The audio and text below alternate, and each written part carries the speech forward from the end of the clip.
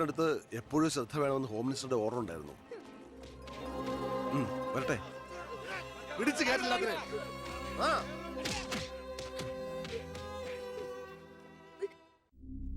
ആ ഗുണ്ടകളെല്ലാം മണിക്കൂറുകൾക്കുള്ളിൽ ജാമ്യത്തിറങ്ങിപ്പോയി സർ. അവർക്ക് വേണ്ടി ക്യൂ നിൽക്കുകയാണ് ആവശ്യക്കാർ. ഈ നാട്ടിലെ ഇടത്തരക്കാരും പാവങ്ങളും ഒക്കെ ഗുണ്ടകളെ കൊണ്ട് പൊറുതി മുട്ടിയിരിക്കുകയാണ് സാർ.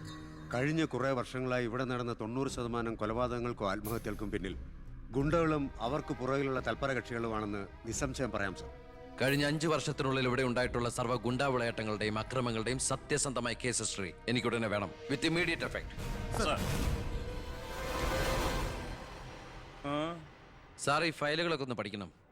കഴിഞ്ഞ 5 വർഷത്തിനിടയ്ക്ക് കേരളത്തിലുണ്ടായിട്ടുള്ള ഞെട്ടിക്കുന്ന അക്രമങ്ങളുടെ സത്യസന്ധമായ ഡീറ്റെയിൽസ് ആണിത്. 300-ലേറെ കൊലപാതകങ്ങൾ, 2000-ലേറെ ആത്മഹത്യകൾ, 3000-ലേറെ ആത്മഹത്യാ ശ്രമങ്ങൾ, അക്രമങ്ങളിൽ അംഗമംഗം വന്നവർ 6000-ലേറെ. എന്നിട്ടോ ബന്ധപ്പെട്ട കേസുകളിൽ ശിക്ഷിക്കപ്പെട്ടത് വെറും 12 പേർ. വ്യക്തമായ തെളിവുകളോ സാക്ഷിമൊഴികളോ ഇല്ലാതെ രക്ഷപ്പെട്ടവർ 650-ലേറെ. ഇനിയും പോലീസിന് കണ്ടുപിടിക്കാൻ പറ്റാത്ത കേസുകൾ 100-ലേറെ. ഇതൊക്കെ ആ അവറാച്ചനും അതിനു മുമ്പ് പ്രതിപക്ഷവും ഭരിച്ചിരുന്നപ്പോഴാ. സാർ, മറ്റുള്ളവരുടെ മേൽ പഴിചാരി രക്ഷപ്പെടാനുള്ള തന്ത്രമല്ല ഇപ്പോൾ ആവശ്യം. ഞാനിപ്പോ എന്താ ചെയ്യണ്ടേ? ഇതൊക്കെ അന്വേഷിക്കേണ്ട ചുമതല പോലീസിനല്ലേ? സമയമുണ്ടെങ്കിൽ താൻ തന്നെ പോലീസിനെ കൊണ്ട് അന്വേഷിപ്പിക്കടോ. താങ്ക് യു സാർ, ഈ പെർമിഷൻ മാത്രം മതി. നിക്ക്, ഞാനൊരു ആവേശത്തിന് പറഞ്ഞു വെച്ച് എന്താ തന്റെ ഉദ്ദേശം? സാർ, ഞാൻ പറഞ്ഞില്ലേ ഈ അക്രമങ്ങളുടെ എല്ലാം പിന്നിൽ ഗുണ്ടകളാണെന്ന്. അതൊക്കെ ആർക്കറിയാൻ പാടില്ലാത്തത്? എങ്കിൽ പിന്നെ ഈ ഗുണ്ടാവിളാട്ടം നമുക്ക് അങ്ങ് അവസാനിപ്പിച്ചൂടെ സാർ? ഈ നാട് നന്നാവണമെങ്കിൽ, ജനങ്ങൾക്ക് പേടി കൂടാതെ ജീവിക്കണമെങ്കിൽ കേരളത്തിൽ അടിയന്തരമായി ഗുണ്ട ആക്ട് നടപ്പാക്കിയേ പറ്റൂ. അതെ സാർ, നമ്മുടെ അയൽ സംസ്ഥാനത്തെ മുഖ്യമന്ത്രി ആക്ട് നടപ്പാക്കിയില്ലേ? എടോ, അവരൊരു സ്ത്രീയാ, അവർക്ക് എന്തു ആകാം. അവരെ തൊട്ടാൽ പീഡനം, സ്ത്രീ പീഡനം. എന്നെ തട്ടിയാ എന്റെ കുടുംബത്തിന് പോയി. സാർ, സാറിന് ഒരു പോറൽ പോലും സംഭവിക്കില്ല. ഇതിപ്പോ പോറലല്ലോ, ഓട്ടയല്ലേ വീഴാൻ പോണത്. ഓട്ട ഈ വെടിയുണ്ടിയും കത്തിയൊക്കെ കയറുമ്പോണ്ടാവണം ഓട്ട. സാർ, ഞാൻ പറയുന്ന താൻ എന്ത് പറഞ്ഞാലും ഞാൻ സമ്മതിക്കില്ല. ഇതൊക്കെ തനിക്ക് മുൻപരിചയം ഇല്ലാത്തോണ്ട് തോന്നുന്നു മണ്ടത്തരാ. എങ്കിൽ പിന്നെ സാർ ഒരു കാര്യം ചെയ്യും, മുൻപരിച്ചുള്ള ആരെങ്കിലും വെച്ച സാർ അങ്ങോട്ട് ഭരിച്ചോ. ഞാൻ രാജിവെക്കാൻ പോവാ. നീ എനിക്ക് ഹാർട്ട് അറ്റാക്ക് ഉണ്ടാക്കുന്ന വർത്താനം പറയരുത്. നീ രാജിവെച്ച് പോയാ എന്റെ മന്ത്രിസഭ മൂക്കൂത്തി വീഴില്ലേ? എങ്കിൽ എന്റെ വഴിക്ക് വരേണ്ടി വരും. നീ പറയണേല് കാര്യമുണ്ടെന്ന് എനിക്കറിയാം, പക്ഷെ നിനക്കൊരു കാര്യം അറിയില്ല. ഇവിടുത്തെ എല്ലാ രാഷ്ട്രീയ പാർട്ടികളുടെയും നിത്യോപയോഗ സാധനങ്ങളിൽ ഒന്നാണ് ഈ ഗുണ്ടകൾ. അതുകൊണ്ട് ഭരണകക്ഷിയും പ്രതിപക്ഷവും ഇതിന് സമ്മതിക്കില്ല. ഈ ബില്ല് നിയമസഭയിൽ പാസ്സാവൂല. അറിയാം സാർ, ആദ്യം നമുക്ക് മന്ത്രിസഭ കൂടി തീരുമാനിക്കാം. ഗവർണറെ കൊണ്ട് സ്പെഷ്യൽ ഓർഡിനൻസ് പുറപ്പെടുവിച്ച് ഈ ഗുണ്ട ആക്ട് നടപ്പിലാക്കാം. എന്നിട്ട് 6 മാസത്തിനുള്ളിൽ നമുക്ക് നിയമസഭയിൽ പാസ്സാക്കിയെടുത്താൽ മതി. ആ 6 മാസം മതി എനിക്ക് കേരളത്തിലെ സർവ്വ ഗുണ്ടായുസം തുടച്ചു നീക്കാൻ. Thank you sir. എനിക്ക് വേണം.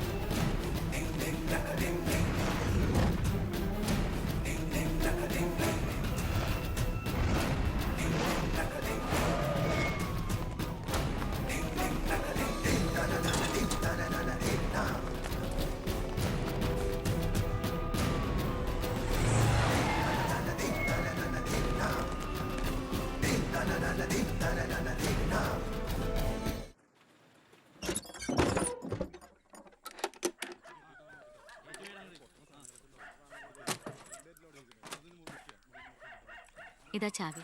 എന്നാ ഞങ്ങൾ ഇറങ്ങട്ടെ. ഓ ആയിക്കോട്ടെ.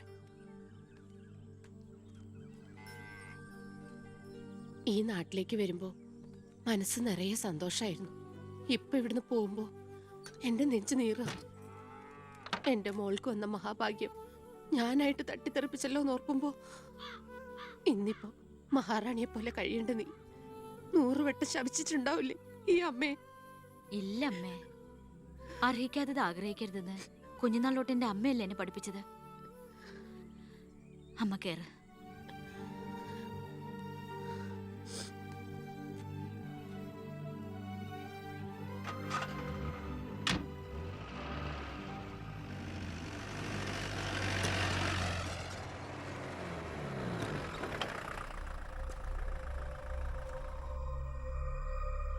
നിർത്ത് വണ്ടി എടുക്കല്ലേ.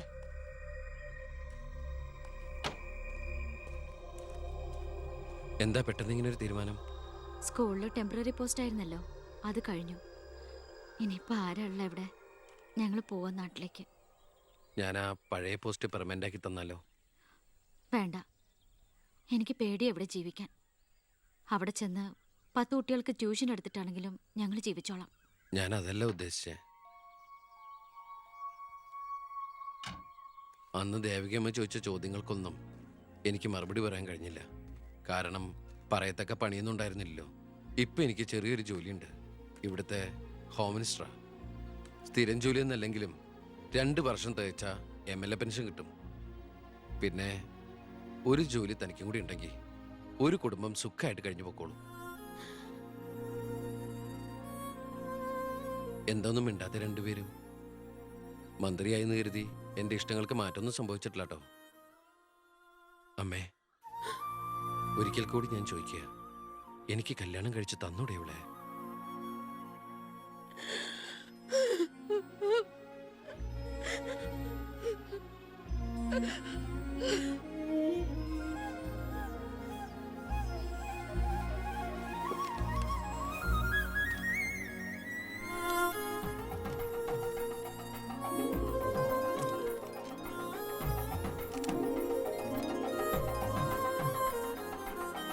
ആരാ സാക്ഷികൾ? ഒരു സാക്ഷിയുണ്ടേ, ഒന്ന് മറക്കേ സാറേ. ജോസഫ് വർക്കി, കുണ്ടാലി തെക്കേതിൽ, ചിറ്റാരിക്കര. ഈ ധന്യ മുഹൂർത്തത്തിന് സാക്ഷിയാകാൻ ഒരവസരം എനിക്ക് തരണം. ദാ ഇവിടെ. അങ്ങോട്ട് മാറി നിൽക്കണോ? മാറിയിക്കാൻ പറഞ്ഞപ്പോ ഓക്കെ. തട്ടിപ്പും വെട്ടിപ്പും ഒക്കെ നിർത്തി ഇനിയുള്ള കാലം ഒരു നല്ല മനുഷ്യനായിട്ട് ജീവിക്കണമെന്നാണ് എൻ്റെ ആഗ്രഹം. നല്ലതാ. മന്ത്രിയോടൊപ്പം നടന്നില്ലെങ്കിൽ വീട്ടിലും നാട്ടിലും ഒരു പട്ടിയുടെ വില പോലും എനിക്ക് കിട്ടില്ല. എന്നെ കൈവെടിയരുത്. ഞാനൊന്ന് ആലോചിക്കട്ടെ. എന്താ ഈ പത്രക്കാരും പോലീസുകാരും കാണിക്കുന്നത്? മന്ത്രി വൈഫ് ഒന്ന് പുറത്തേക്ക് ഇറങ്ങിക്കോട്ടെ. ഇന്നത്തെ കൊരകന്റെ പൂമാല കിട്ടിയ പോലെ തിരക്ക് ഉണ്ടാക്കണ എന്താന്നാ ഞാൻ ഉദ്ദേശിച്ചേ.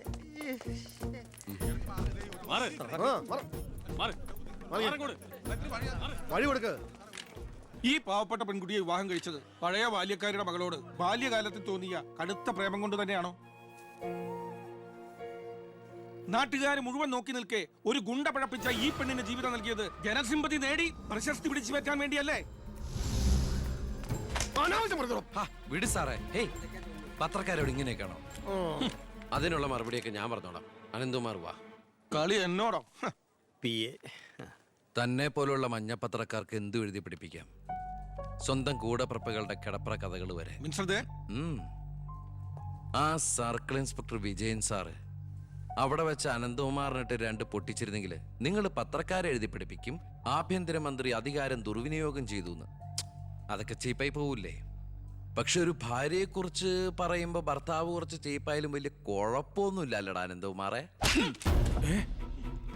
സാറൊന്നും കണ്ടിട്ടില്ല, അനന്തകുമാറൊന്നും കൊണ്ടിട്ടുമില്ല.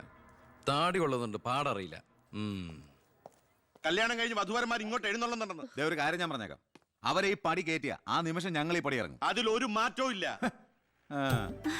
അമ്മേ, ദാ അവരെത്തി.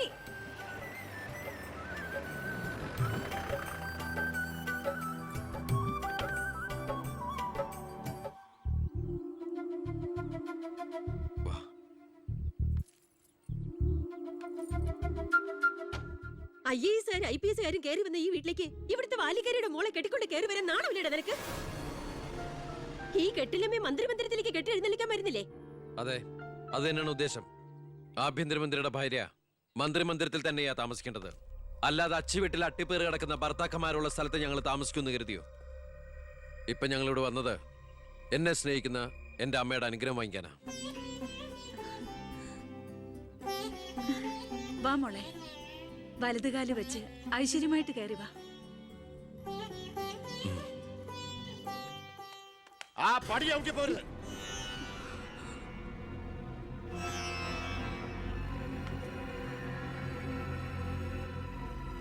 അച്ഛനെ എതിർത്ത് പറഞ്ഞും അച്ഛന്റെ നെഞ്ചത്ത് കുതിര കയറിയും അച്ഛനെ തോപ്പിച്ചും നീ ഒരു മന്ത്രി കസേര ഒപ്പിച്ചെടുത്തു. ആ പക മനസ്സിൽ കിടന്ന് നീറുമ്പോഴാ എനിക്ക് കണ്ണെടുത്താ കണ്ടുകൂടാത്ത ഒരുത്തിയുടെ കൈയും പിടിച്ച് നീ കുടുംബത്തിലേക്ക് കയറി വന്നിരിക്കുന്നത്. നീ മന്ത്രിയാണെ എനിക്ക് പുല്ലാടാ. അച്ഛൻ ചവിട്ടി പുറത്താക്കി ഇന്ന് പത്രക്കാരെ കൊണ്ട് എഴുതിക്കാണ്ട് ഇറങ്ങി പോടാ. നിങ്ങൾ എന്തൊക്കെയായി പറയുന്നേ? നീ മിണ്ടി പോരുത്. അമ്മേ, ഇതൊക്കെ പ്രതീക്ഷിച്ചുകൊണ്ട് തന്നെയാ ഞാൻ എവിടെയും കൂട്ടി ഇങ്ങോട്ട് വന്നത്. അമ്മയുടെ നിറഞ്ഞ കണ്ണുകൾ കാണുമ്പോൾ എനിക്കറിയാം എൻ്റെ അമ്മ നിറഞ്ഞ മനസ്സോടെ ഞങ്ങളെ സ്വീകരിച്ചു എന്ന്. അനുഗ്രഹം ഉണ്ടാവണം, അത് മാത്രം മതി.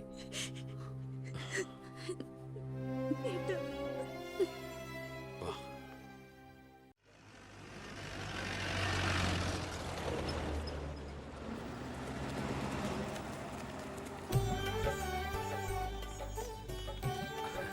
ഈ വീട്ടിലെ അച്ഛനും അമ്മയും പി എയും എല്ലാം ഞാനാ.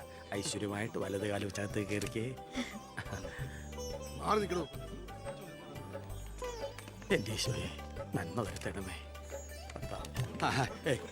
ഇനിയെങ്കിലും അവരെ അവരുടെ മാത്രം ലോകത്തിലേക്ക് വിട്ടുകൂടെ? മന്ത്രിക്കുമില്ലേ ഫസ്റ്റ് നൈറ്റ് റൊമാൻസും ഒക്കെ? പ്ലീസ് എല്ലാവരും ഒന്ന് പുറത്തേക്ക് ഇറങ്ങും. പ്ലീസ് പ്ലീസ് പറയുന്ന കേൾക്കൂ പ്ലീസ്.